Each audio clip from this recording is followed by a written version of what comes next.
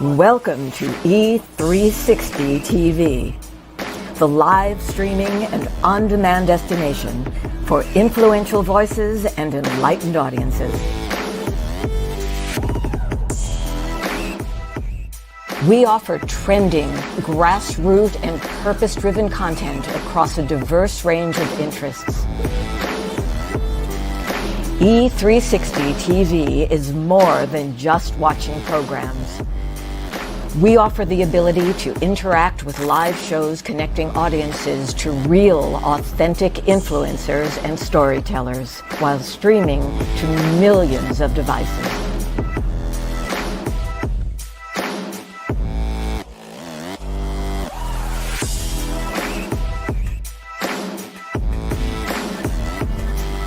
Real experiences. Raw conversations. One destination for it all. E360 TV. Hello, hello, hello. I have a question for you. Have you ever felt completely lost?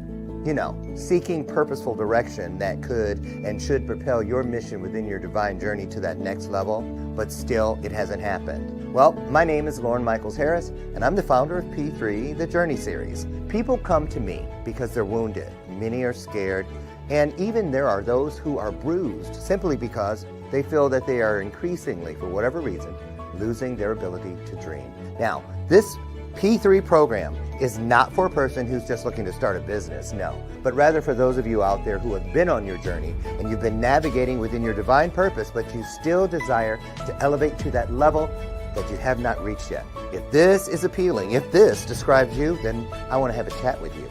I want to hear your story. So use the link below to get registered for your free seat at P3, the Journey Series. And let's get started, one story at a time. I'll see you inside. Click the link.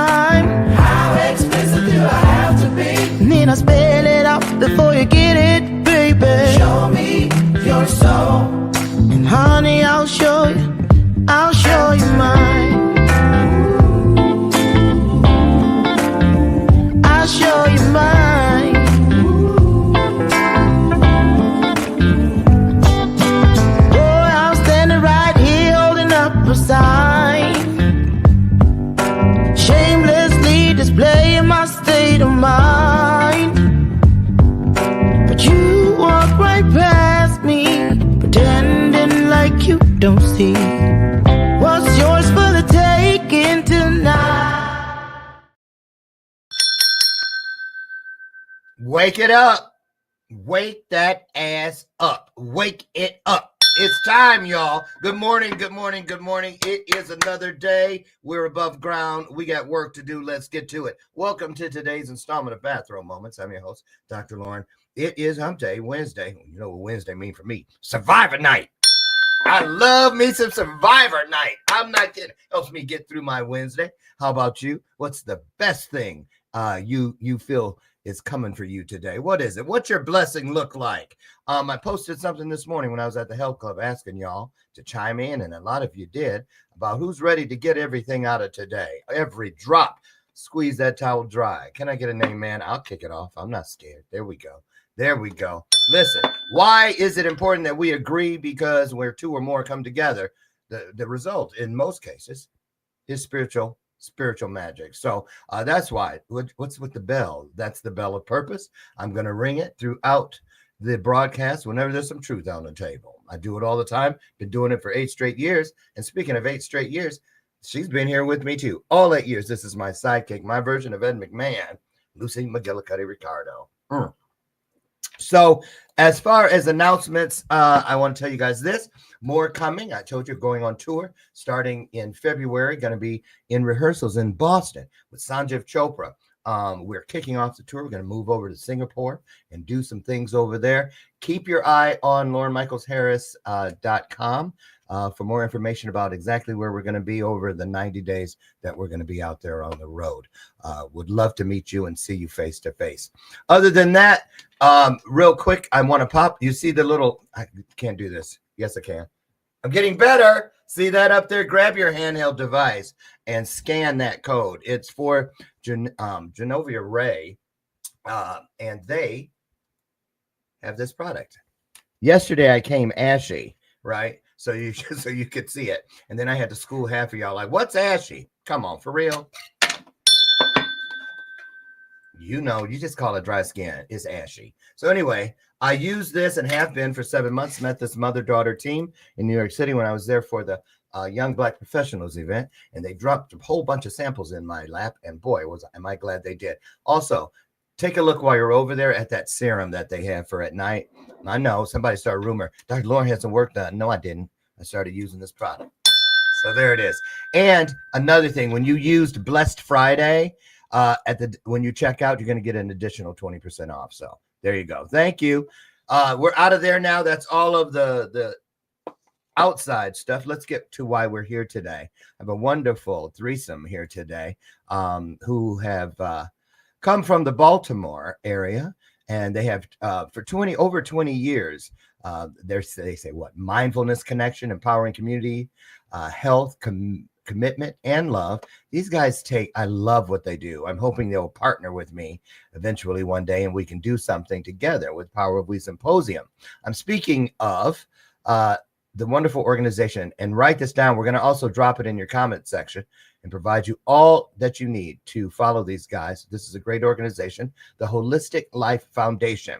What do they do? Well, they are doing it. They are empowering minds and transforming communities and have been doing it since 2001. That's a long time, y'all. That's some decades. They're a nonprofit, and they're based in Baltimore, Maryland, like I said, and they're dedicated to enhancing the social, educational, and the emotional environment and well-being of underserved communities. How do they do it? Here's the interesting part. Yes, through yoga. Yoga, y'all. Little brown and black kids, all kids. They're teaching them through yoga, mindfulness, health initiatives, and they say that they empower not just the kids, but other individuals and families, emphasizing the vital connection between people and their environment. Now, there's a whole bunch more, but you know how the kids say, oh, I can show you better than I can tell you. Well, we're going to let them show you today. They're on their way down the hall right now. So, first timers, you know what we do here. Come on in. Y'all slow on the roll today. I say, thank you, 557. Where is it? Put it up on the screen, somebody. Put it up on the screen. We want you to share this out right now. What was the record a week ago? Today. 1705. 1705 is what we're going for. I'm going to write it down. I believe in you. Let's break it. Let's bless in the manner in which we want to bless. Be blessed. Can I get another amen? Yes. And there it is. You guys, they're on their way in. A lot to talk about. Pull up a chair, lean in, listen as we talk to the Holistic Life Foundation founders. Here they come, y'all. Hey.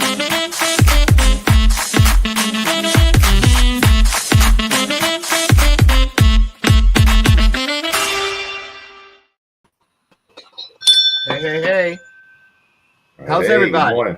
Good morning. Fantastic. Good And morning. yourself, how you doing? Yeah. Good. Oh. I'm looking at these See, I'm nosy. I'm reading the street sign. Is that a pinball machine? Pinball machine, yep. Well, mine's upstairs. You lucky, because I'll challenge you. What is it? What game is that? Which game is that? Oh, he must have more than one. You got more than one pinball machine? There's a couple of them down here. Yeah, we're staying in an Airbnb in Milwaukee that has the gentleman that owns the house fixes pinball machines, and I think you're looking at one of the first pinball machines ever created. It's like a bowling pinball machine. Are you serious? Yeah. Wow. I had one at a pinball machine at Airbnb I stayed at. It was great. Man, you ought to get that guy's number for me. But those machines are expensive. Mm-hmm. I was like, well, I want one. No, but I got a little bitty one. It sits in your lap, but it's fun. Galaga. So, guys, welcome. Now, you guys that don't know, people that don't know, the two brothers are down on the bottom, and then Andres is up on top. But they've been friends for how long, you guys? Close to 3 decades. 90s? Yeah. Wow. Usually, at this point of the show, kicking it off, I dip out. Come on, y'all. 1062. 1705, 1062. They got to be on it today because I don't want anybody to miss what you guys are talking about. So who wants to tell us about the day that who met who first? How did it happen? Where were you? I guess I met Atman first when my parents brought him home from the hospital. And then we met Andy at University of Maryland, College Park. I feel like the first connection was a party we were having in my dorm room. And we had some mutual sets of friends. Oh. And we were playing, college time. We're drinking beer, playing Tekken. There's probably some shots going around too. And Atman saw Andy just kind of hanging out. It's like, yo, do you play Tekken? Like, let's jump. This is like old school Tekken. This is like Tekken 2 on the original PlayStation. This is that long ago. And then we just kind of bonded from there. Wow. And this was, what school were you at? University of Maryland, College Park. College Park. Okay. Mm-hmm. Wait a minute. Those girls, Escape said something about College Park in one of their songs. They might have been talking about University of Maryland, but I'm thinking they were probably talking about Atlanta, College Park. Atlanta. Yeah. Oh, there's more than one. Yeah, but University of Maryland is just as fun as College Park, Atlanta, though. Okay. So you guys, what did you all go to college for? What were you in there doing? Just go around the group. I went there for business. I was a marketing major. Yeah. Okay. Andres for business. What about you, Atman? What were you thinking you were going to be doing? I originally went there for pre-veterinary medicine, but partying and playing basketball for the men's team, I didn't really set myself up for success. So I kind of transitioned into criminology and criminal justice and got a bachelor's degree in that. Oh, okay. Right. Nice. And what about you, Ali? Environmental science and policy with a focus on biodiversity. Okay, and they smart. Okay, well, let's move on from college. Don't nobody ask me because I ain't go. So there we go. So I gotta just get this elephant out of the room. We were talking about yoga. Here, first of all, you all don't look like the kind of guys that would be walking in telling about yoga to anybody, because if they said the yoga people were coming today, most people probably thought these people were showing up. Right? That's why I accidentally walked in once and was like, I almost knocked a woman down trying to get out of there so fast. I felt so out of place. Right? And because the way one was putting her foot all back here, I was like, they come in. We got room for one more. I don't see a stretcher because that's where you're going to end up dragging me. So why is it that people have a mindset, a notion, if you will, a disposition, or an image of what people who do yoga look like? Because you're breaking all those molds. Atman and Andy do have on yoga pants from the waist down. You just can't see them. They wear their yoga pants every single day. You guys are just missing out. Now I know he He's I don't know messing. if I should Come go, come on, Dr. Laura. You know better than that. I know. I was gonna. Well, for agreements, I ain't trying to assume because I mean, if y'all knew what I would head on, never mind. I just playing. Stuff from the gym, but during Zoom years, during COVID, I did make it kind of fun. I'd be putting all kind of different things until one day I forgot and accidentally stood up, during a meeting. Yeah, that kind of broke me of that. But let's talk about how in the world did you get started in yoga? Who wants to go first? So who was in it first?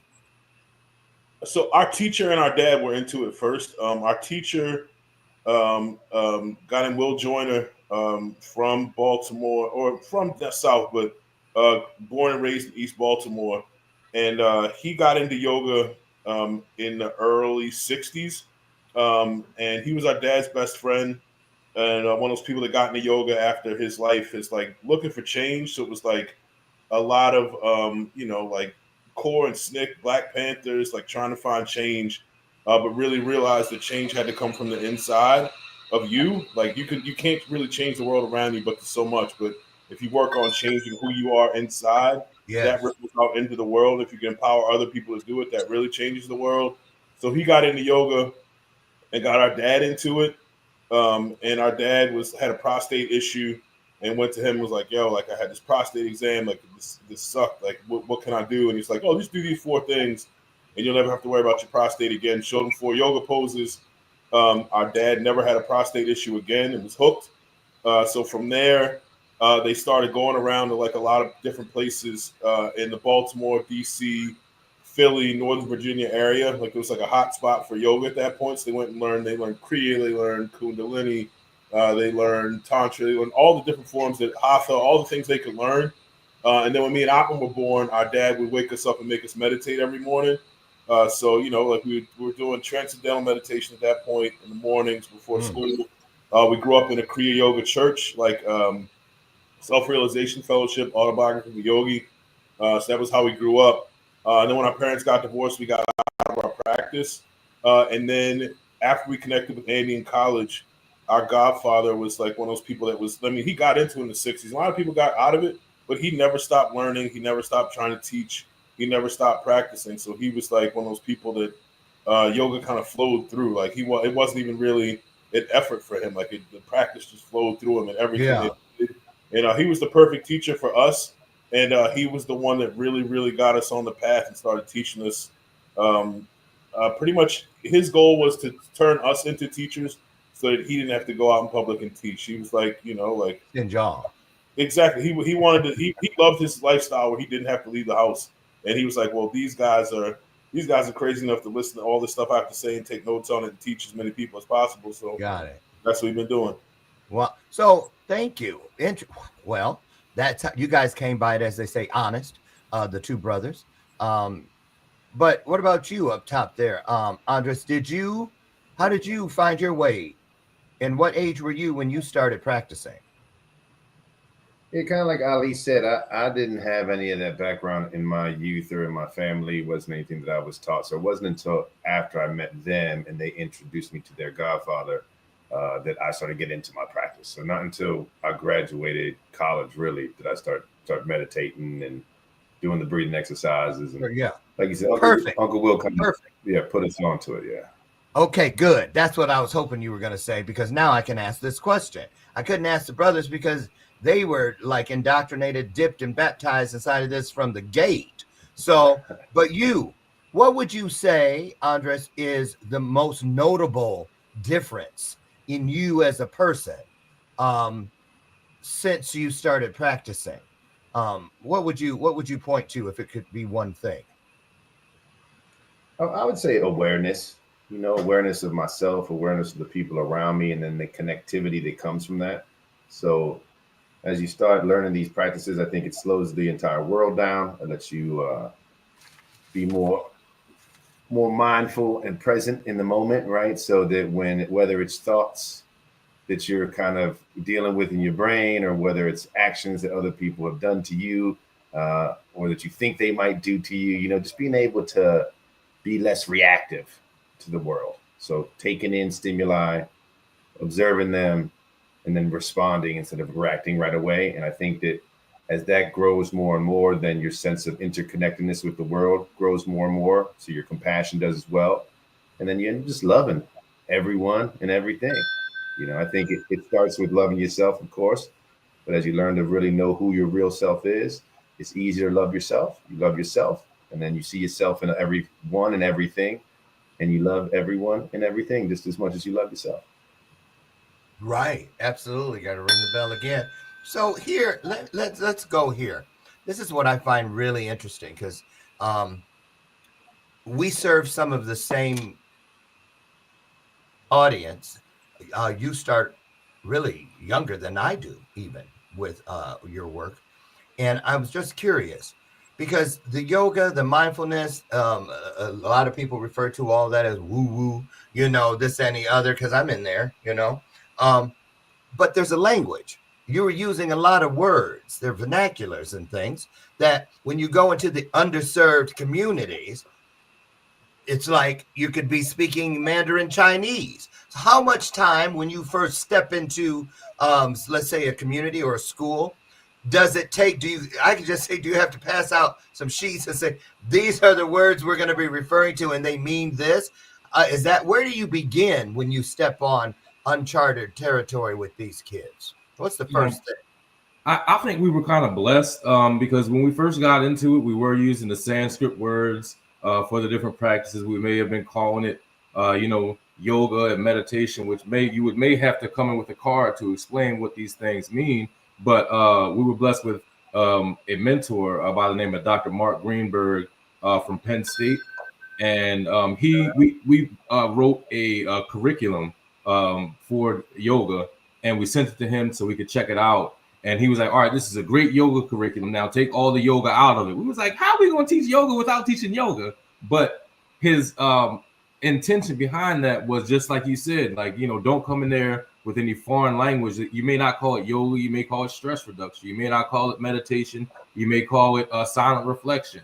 You may not call it asanas or the bending and stretching. You'll just say stretching, So it's just like translating it into layman's terms so people can understand it and it won't scare anybody, because our dad used to always say the door of opportunity is cracked and you can either bust in or you can do something to make the door close on you forever. So we had an opportunity to teach these life skills to communities that weren't getting it, and we knew we didn't want to get the door of opportunity closed in us. So we meet people where they are, speaking their language, and these are human tools that can help you navigate the highs and lows in life. So if you can help people navigate stress or anxiety or depression or trauma in a different way by using tools within themselves, they'll gravitate to it. So it's just all about speaking their language.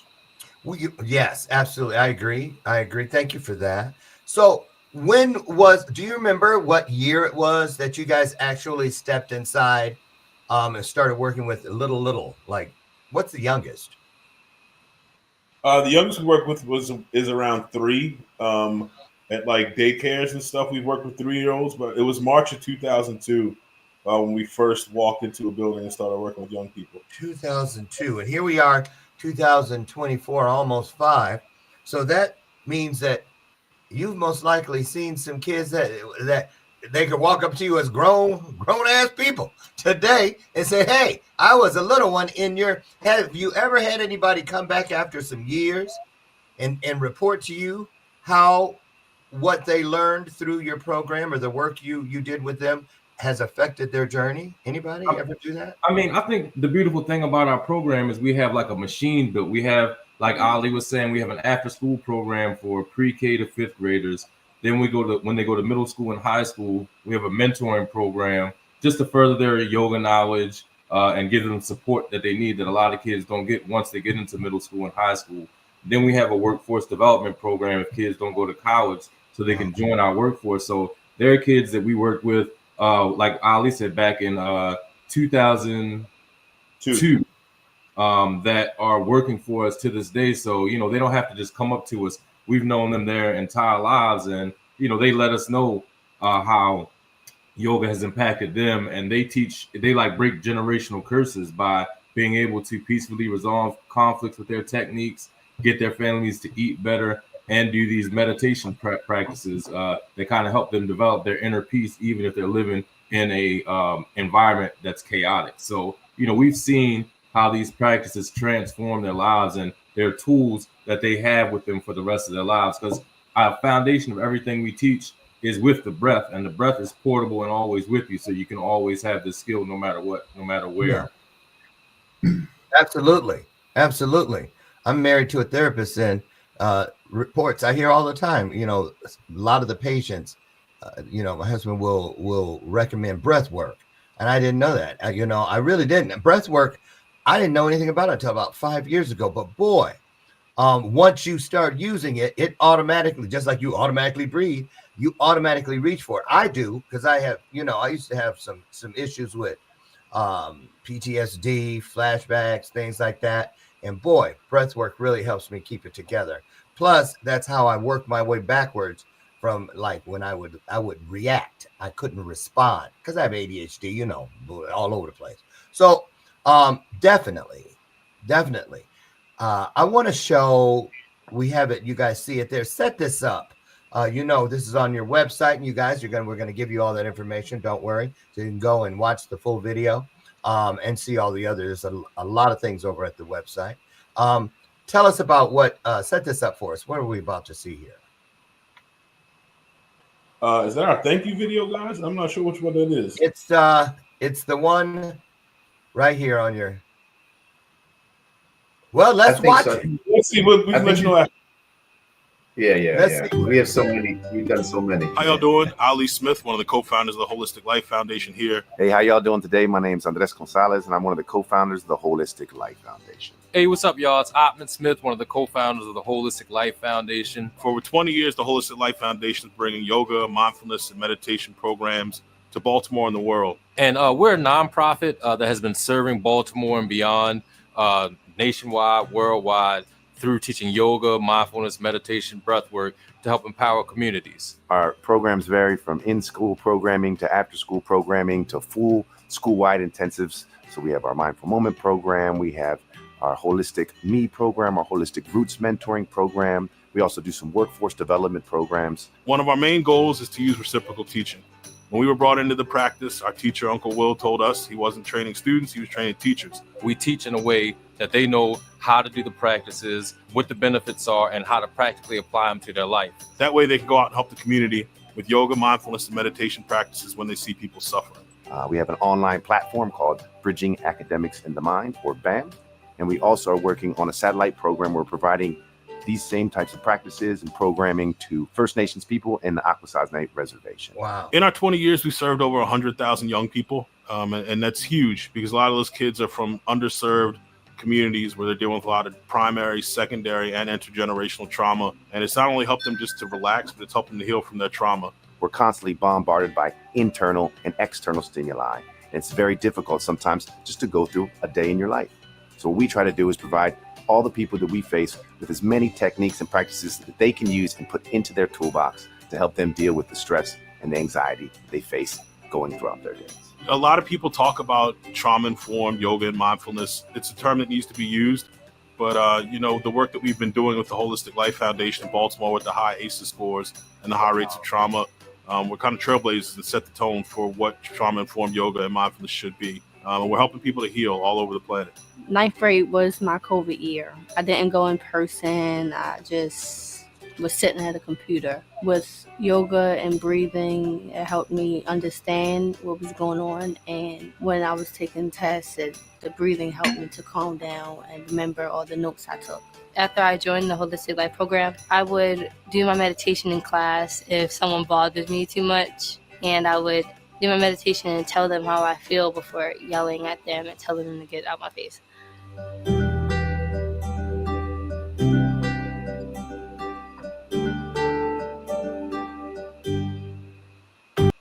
Wow. Bravo. I love those two young ladies at the end talking about the results. I want to ask you, what's the farthest you guys have ever traveled? Because I heard in there all over the world.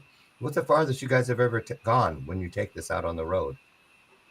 South Korea? Right. That's probably the furthest. I would say. Dang, for real? Mm-hmm. Wow. What was that like?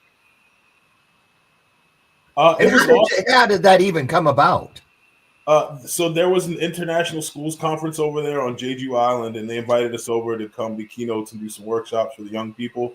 And it was beautiful over there. I mean, it's like a whole different world. I think one of the things I noticed right away was how engaged the parents are in the lives of the kids over there. Like you see, like the parents are like all about their kids. Like they weren't on their cell phones. They weren't like talking to someone else. Like when they were around their kids, and it wasn't just some of the parents; it was every single parent um, was like totally engaged. The beaches were beautiful, but I remember like no one wanted to be in the sun. I feel like when we were at the beach, we were the only people in like just swim trunks, like out in the water. Everyone else had on like we saw a dude that was like, he must have just got off from work. Like he was in like a 3-piece business suit with a tie, floating around in the ocean because they didn't want to. I guess they want to be out in the sun, but they were there, but just They know something. They know something. Oh, they probably been like, look, see him over there in the sun exposing themselves. They know something. Wow. That's really interesting. I would have never thought in a million years. But I want to say this thing with when the girl said how she used it, the mindfulness, so that she didn't react. She could respond if somebody was in her face. She said, because I could tell too. I was like, oh, what she said. I could just tell she probably used to go there. Now, I want to go here. I was shocked. There were some boys a few years back that rang my doorbell and then ran down to the street. And I was like, why are y'all way down there? Well, because people let dogs out on us, or they'll bring a bat from behind the door. We're just selling candy so that we can play sports or have a music program at our school. We have to pay our way. This is how we do it. So anyway, we became fast friends.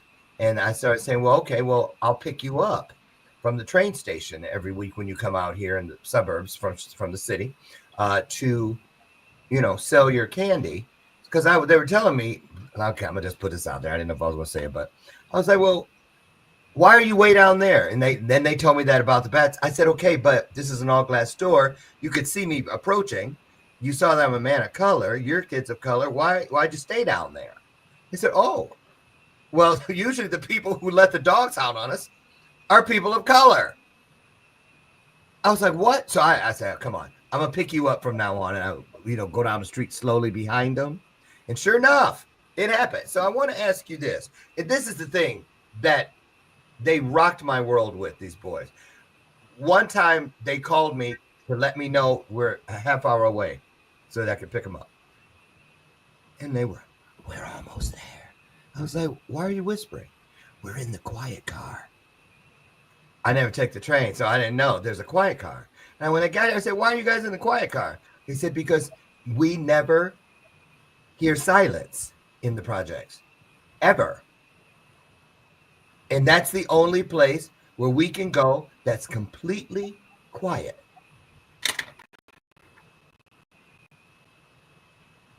Why is it that we don't know this? How, you know what I'm saying? Does that surprise you to hear that, or no? No, I mean, we're from the hood, so that is how it is. Like, you'll hear, helicopters all over the place. You'll hear people fussing each other out, cursing each other out. You hear gunshots, so like that's the whole point of, teaching them, the physical practices to get that restless energy out, the breathing practices to still their mind, and then the meditation to kind of help them tap into their inner peace. I know it's lots of times when we're in, when Andy Ollie and I were facilitating our yoga classes, where we would be doing meditation, and Andy would walk up to the little kids and like clap in their face while they're meditating, just because, it's great to be able to tap into your inner peace when it's completely silent. But if you can tap into that same inner peace when there are distractions around you, that can help you out and can practically move into, what they're doing in their lives. And, like you said, like if, you're trying to meditate and there's a lot of stuff going on around you, but you're used to meditating and staying in there, or just maybe even if you get pulled out for a second, acknowledging what that sound was, but then anchor yourself back with that breath, it takes the practice off the mat and actually into your life. So it's not like The meditation will help still what's going on in your outward environment, but it will still what's going on in your inner environment and tap you into that inner peace. Beautiful. Have you teachers tell me when I go to, especially like for the special needs schools and whatnot, the burnout factor, and a lot of them report that the biggest struggles for them is that they get a lot of pushback or non-cooperation from parents. And I was like shocked to hear that, because they don't believe that they say no, because sometimes the parent doesn't believe the kid is capable of anything. And I just couldn't wrap my mind around that, but I kept hearing it over and over. So I want to know, do you guys ever experience any pushback from people in the community? Not just parents, maybe just because, old school be like, oh, I don't believe in that stuff. What's that? What you trying to do to my kid? You brainwashing or whatever? Because, people are afraid of things they don't understand or know. What's it look like? What's the pulse of that in your world? So I think when you were talking earlier about the woo stuff with yoga and like spiritual practices, like our personal practice is very woo. You know what I mean? Like we're very, but when we go into schools, it looks a lot different. We teach in complementary practices to help people physiologically, neurologically, emotionally, and mentally. Very simple breath work and movement skills to help them heal trauma as well. So, and then like we were talking about in the video, we use that reciprocal teaching model where they become teachers. So the kids learn to use the practices in a way that's practical for them, that they can incorporate into their lives, and then they start to see the stress and the anger and the depression on their parents' faces and share the practices with their parents. So we don't really get pushback from the parents because they see their kids start to change, become less reactive. They see them start to heal from the trauma. They see the kids. There's tons of kids that have been on ADHD medication that learn to kind of just self-regulate, and then their parents are able to take them off of their ADHD medication. So it's like all these things are happening that are improving their kids' lives, and then their kids are also teaching them the practices as well. So they're all for it, and they're all in. I mean, we did have some pushback from some of our community members at one point when we started. We're working with all the people and all the kids in our neighborhood, and they thought we were trying to start a gang instead of helping the kids, even though the kids were doing like community cleanups and building gardens and stuff. So like that was the only pushback that we ever really got from the community. But like, people want positive change, particularly change that's coming from like, and like, we don't like, we had this conversation. Actually, it just happened yesterday. But it happens a lot when people say we save people. Like we haven't saved anybody. Like we empower people to save themselves. And we don't, like, a lot of people come into certain communities with a savior complex, like where they're coming in to save this person, to save that person, and to save this community. But all you gotta do is empower people with skills and tools, and they can save themselves. And I think that's why we don't get pushback from the community, because we're just empowering so they can uplift themselves. So that's very encouraging, and I'm grateful. I'm so happy to hear that. Thank you for that. So since it's not there, where would we'll start with you, Andres, and go around to all three. Andre, and then Atman, and then it's Atman. I said it wrong. Okay, there we go. And then Ali. We'll go there. What would you say is the most challenging part of your role? And I'm sure it's different for each of you. So we'll start up top with you, Andre. Well, can you be a little more specific in what regard? Because this is the kind of thing I don't see that you're ever off the clock. You know what I mean? No matter where you go, if you're sitting in an airport and you strike up a conversation with a stranger, most likely the conversation is going to lead to this work at some point. So when you are out in the trenches, when you're out, doing what you do to help ease suffering in this world, what would you say is the most challenging part of that work for you individually? Okay, yeah, and I'm probably going to steal some of the stuff out the fellows are going to say too. But I mean, the main thing I would say, especially when we first got started, just you made me think about it when you said, we're sitting at a train station talking about it.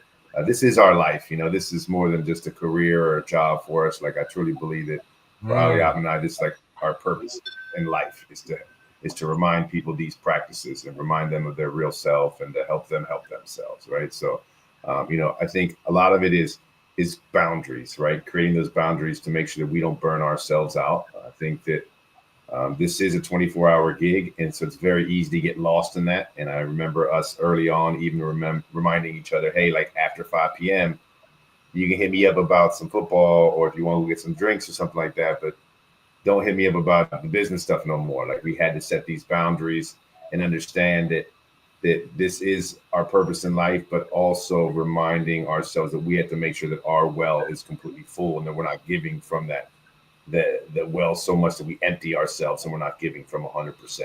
So I think just reminding ourselves to take care of ourselves. I think oftentimes when you're in this type of service where you're giving and giving and giving, sometimes you forget to take care of you. So I think for a little while, I think we're much better at it now. But I think for a little while, it was very easy for us just to give and give and give and not be willing to receive from the universe. And you need to be able to receive giving to make sure that there's that balance. Nice. Okay. I get it. Thank you. I'm sorry. I know it was a kind of difficult question, but I mentioned that because, because nonprofit work, a lot of people don't understand that you're never really off the clock. It's like always something churning, and you're just on the clock all the time. And so I bring that out so people understand what it takes, because there are a lot of people that have nonprofits and it's just the 501. That's the only thing that's nonprofit, because they don't do anything with it. You see what I'm saying? And the reason that's, well, because before I came into this world, I was an event planner for 25 years, and I specialized in nonprofit fundraising. And it was like box office poison to all the other planners. They just want to do parties and weddings because it was so difficult, because you have to work with boards and this and the other, and nobody wants to do anything, and they can't come up from air. They're too busy trying to keep the nonprofit afloat, get grants funded, and this, like, and the other. There's a lot of moving pieces. So how many, so I want to switch questions. Let's leave that one with Andres, but I want to ask this. Let's talk about the fundraising, how it is a never-ending, non-stop hamster wheel. It has to be, or else what happens? Everything withers and falls off the vine. Talk about some of the ways that you all raise funds and how we and the people watching right now, 1,166 people out there. I know they got $1 each at least, or I'm assuming, but what can we do to be a part of what you do and help lighten the load? I mean, I want to answer two questions within this answer. One, what we've done to be able to sustain our organization is not rely on any one source. We streamline funding into our organization, whether it's foundational support, that's one stream. Another stream is donations from individuals. And then we also do fee-for-service programs, which is like, a workhorse for us. Like, the demand for us to speak, teach, and do trainings is really high. So, one of the streams starts drying up, we can still sustain ourselves with the other two. But people do want to donate. We have a campaign going now because the reason why Ali and I are in Milwaukee right now is we're doing a site visit to our expansion schools in Milwaukee. We have a mindful moment program where it's a school-wide initiative where you may have seen a viral article changing the attention to meditation. We have an alternative to suspension room in schools. We also have a school-wide practice played over the loudspeaker, and then when kids are in crisis, they can come to our room where we have Holistic Life Foundation employees that we train from the community to be able to work with these kids in crisis and just listen to empower the kids, do some breathing practices or meditation, teach them about stress and stressors, give them some tea. Kids love some tea, and then send them back to class. And that program does wonders, brings down suspension numbers, brings up attendance, test scores. And what beautiful thing is the numbers start off really high as far as visits to the room at the beginning of the year.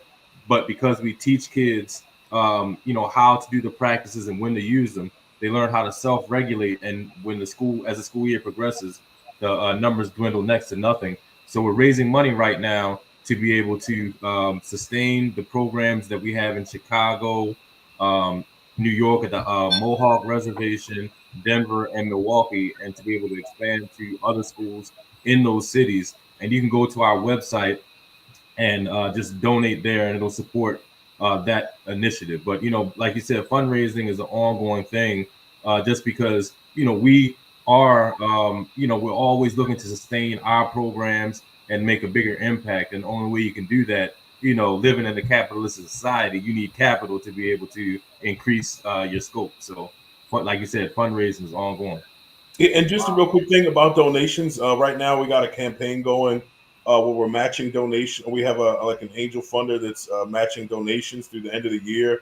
So if you text GIVEMAS, GIVEMAS, to 41444, you get the information on how to donate, and your donation gets matched. Can you drop that in the private chat and we'll convert it and Sure. drop it into the comment section for everybody, and also throw it up on the screen for people who Okay. come through on the replay surfboard. We can do that too. You guys, right now, I just want to take a second to reach out to all of you out there, whether you're watching live or on the replay. And just remember, I know we get it. It's tough for a lot of people for a lot of reasons during the holiday season. But I want you to understand something. You don't underestimate the intention behind that $5 bill, which is all you can spare. It's not the $5 bill that changes the lives. It is the intention that you put behind it. Trust me, it is a real thing. So bless how you need to be blessed. Faith is not a thing. It is a place. And it is right where you are when you need to make that tough decision where you think, I can't afford to. No, you can't afford not to. So just think about that. And remember, if you're in a position where these things like money and all the other things are not an issue, then give from the heart. You remember when you were the one hoping for someone to reach down or give you a hand up. So now let's just pay it forward, shall we? It's the holiday season, but this doesn't stop. And that's one more thing too. Maybe now is a tight time. Mark this group down. Set aside what you can do. Starting in January, I'll do $5 a month on a yearly basis. I'll pay $60 all at one time. However you want to do it. Just do it, won't you please? This is an opportunity that you don't want to miss. Trust me. So, as we start to, let me see how we're doing. We're doing great on time. What would make your holiday season over the top? If you got a call or an email and somebody said, "Oh, we want to bless you with," fill in the blank. I got 100 brand new yoga mats. I got a $10,000 check. I got 3 schools. What's on your list for the woo woo Santa? I know for me, it'd be great to get if someone called us and said they had the funding to get us into an entire school district.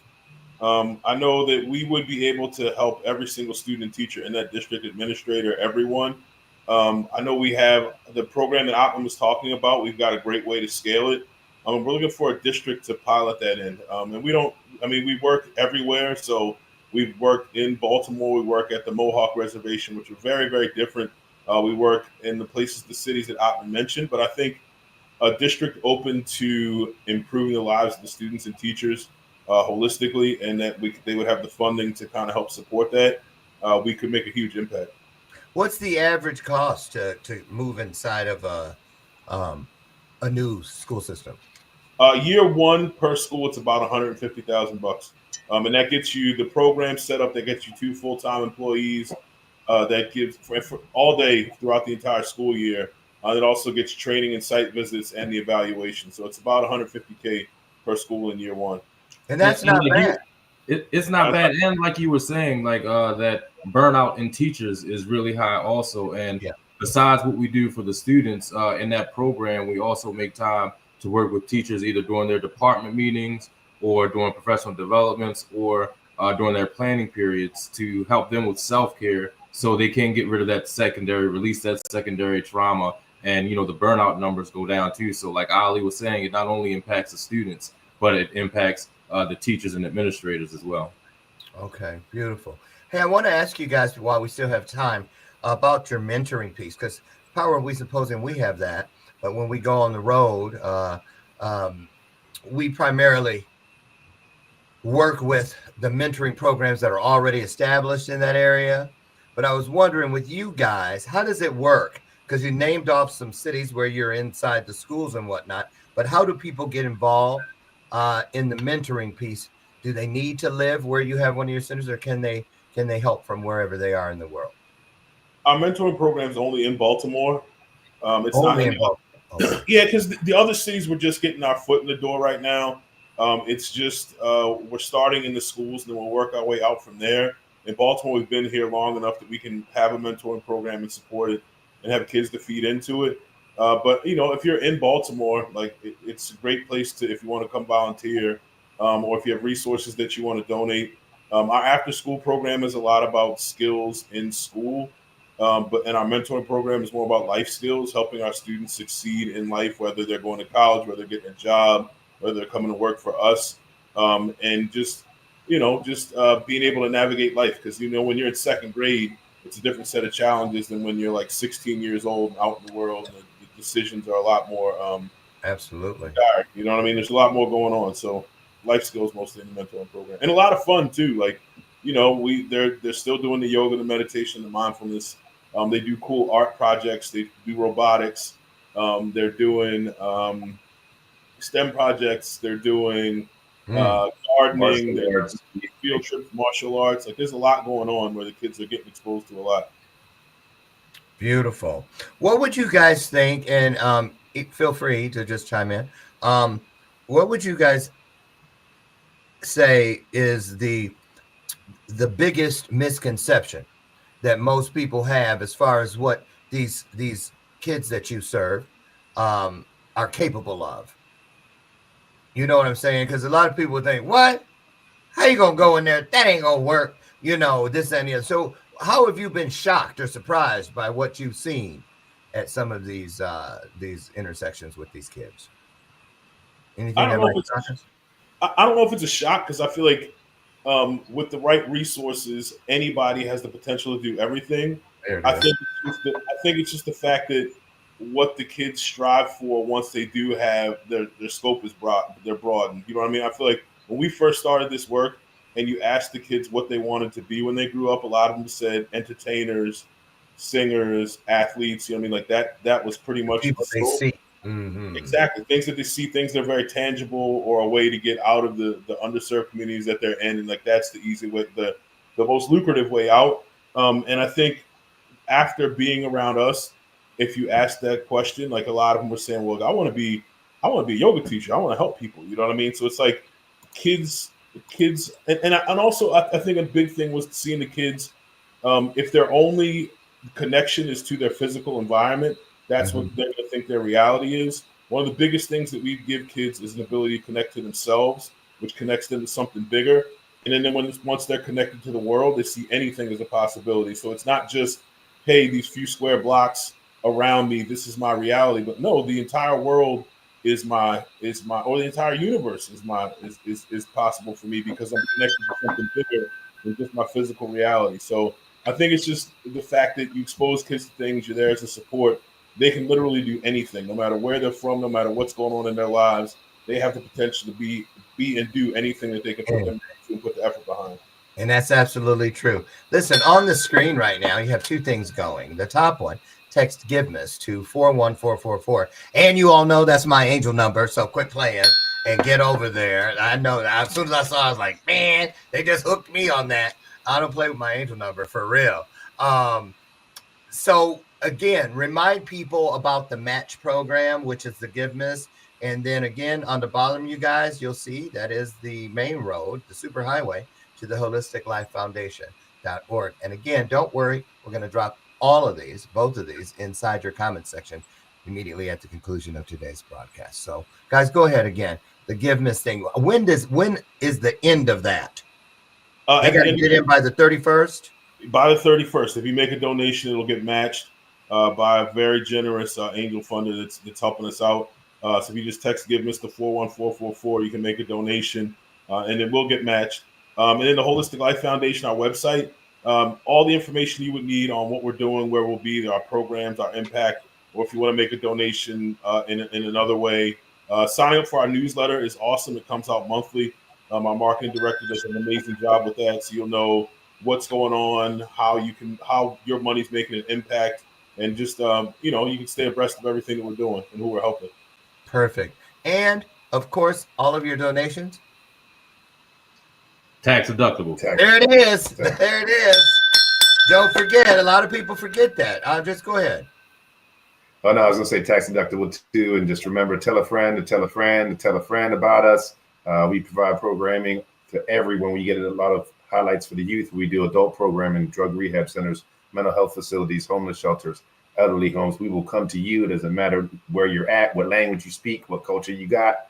Holistic Life Foundation is here. And don't forget that love is the most powerful force in the universe. There it is. And that's absolutely true. Yes, it is. Yes, it is. Hallelujah. So listen, I also want to remind you guys out there, you may not have some extra income right now, but you can still help. I know you're going to be shopping, and I know a lot of you are using Amazon.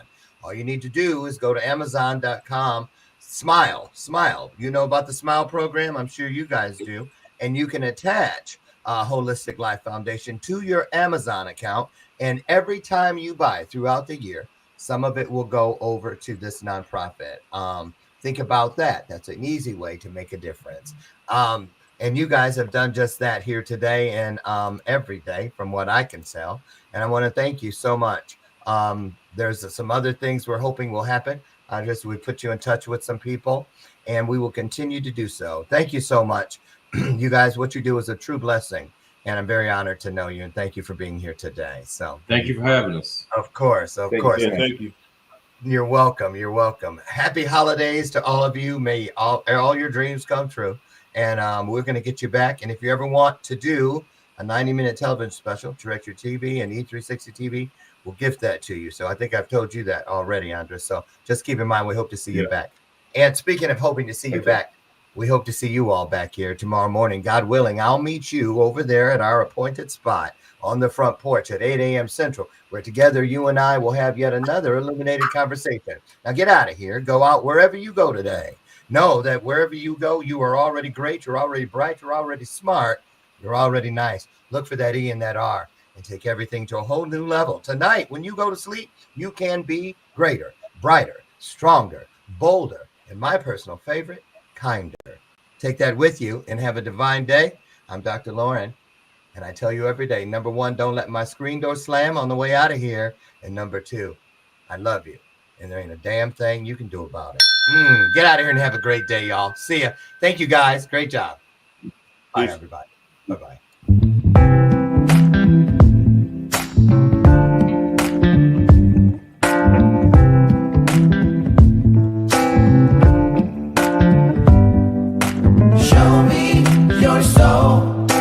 Baby, I'll show you mine. Show me your soul. Honey, it's way past time. How expensive do I have to be? Need I spell it out before you give